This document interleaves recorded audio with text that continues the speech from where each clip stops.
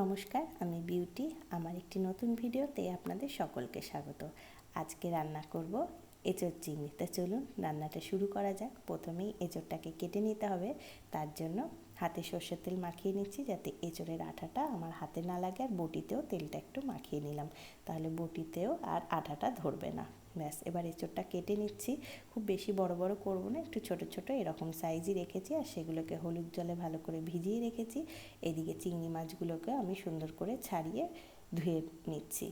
এবারে একটা কুকার নিয়ে নিয়েছি। কুকারের মধ্যে সব এঁচোড়গুলোকে দিয়ে নুন আর হলুদ দিয়ে গ্যাসের ফ্লেমটাকে বাড়িয়ে নিয়ে 3টে সিটি দিলেই কিন্তু সেদ্ধ হয়ে যাবে খুব সুন্দর করে। যেহেতু খুব ছোট ছোট করেই আমি এঁচোড়ের টুকরো করেছি, তাই বেশি সেদ্ধ করার দরকার নেই। এদিকে কড়াইতে তেল গরম করে একে একে আমি আলু আর এদিকে চিংড়ি মাছগুলোকে ভেজে নিচ্ছি। চিংড়ি মাছগুলোকে খুব একটা লাল লাল করে ভাজবো না, সামান্য একটু উল্টে পাল্টে নিয়েই কিন্তু ভাজা হয়ে যাবে। চিংড়ি মাছ তো খুবই নরম মাছ। ওই তেলেই আমি এঁচোড়গুলোকেও একটু ভেজে নিচ্ছি সামান্য, খুব বেশি কড়া করে ভাজার কোনো দরকার নেই। এঁচোড়গুলো ভাজা হয়ে গেছে। তেল গরম করে ফোড়নগুলো দিয়ে দিচ্ছি। প্রথমে এখানে জিরে ফোড়ন দিয়েছি, গোটা জিরে ফোড়ন দিয়েছি। তারপরে দিলাম গোটা গরম মশলা, ওই একটা এলাচ, দারচিনি, লবঙ্গ এটুকুই, আর দিয়েছি একটা তেজপাতা। এবার কুচনো পেঁয়াজগুলো দিয়ে ভালো করে ভেজে নিতে হবে যতক্ষণ না পেঁয়াজটা নরম হচ্ছে। আমি এখানে পেঁয়াজ কুচি করেই দিয়েছি, আপনারা চাইলে পেঁয়াজ বাটাও ব্যবহার করতে পারেন। আর দিয়ে দিলাম এবার মশলা। এখানে দিয়েছি আদা, রসুন আর লঙ্কার পেস্ট।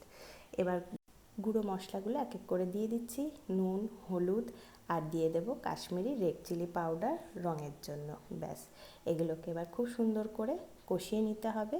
যখন একটু তেলটা ছেড়ে যাবে সেই মুহূর্তে দিয়ে দেবো উপর থেকে চিনি, সামান্য পরিমাণ মতো একটু চিনি দিয়ে নিলাম। দেওয়ার পরে আবার এটাকে একটু নাড়াচাড়া করে টমেটো পেস্ট দেবো। এখানে আমি একটা গোটা টমেটো নিয়েছি, সেটার পেস্টই দিয়ে দিচ্ছি। যতক্ষণ না টমেটোর কাঁচা গন্ধ ছাড়ছে ততক্ষণ পর্যন্ত আমি সুন্দর করে কষিয়ে নিয়েছি। এবার ওপর থেকে দিয়ে দিলাম জিরের গুঁড়ো। জিরের গুঁড়ো দিয়েও ভালো করে কষিয়ে নিয়ে এবার আলুগুলোকে আগে দিয়ে নিচ্ছি। আলুগুলোকে দিয়ে ভালো করে মশলাটা মাখিয়ে নিয়েছি। এবার ভেজে রাখা চিংড়ি মাছ আর এঁচোড় দিয়ে খুব সুন্দর করে মশলাগুলোকে মাখিয়ে নিচ্ছি। দেখুন এখানে মশলা এঁচোড় আর চিংড়ি মাছের সাথে মাখানো হয়ে গেছে। এবার ওপর থেকে গরম জল দিয়ে দিলাম। এখানে চাইলে ঠান্ডা জলও ব্যবহার করা যেতে পারে, তবে আমি গরম জলটাই দিই, এতে স্বাদটা বেশি ভালো হয়। ব্যাস, পরিমাণ মতো জল দিয়ে এবার 10 মিনিটের জন্য গ্যাসের ফ্লেমটাকে কমিয়ে নিয়ে আমি ঢাকনা দিয়ে রেখে দিয়েছিলাম।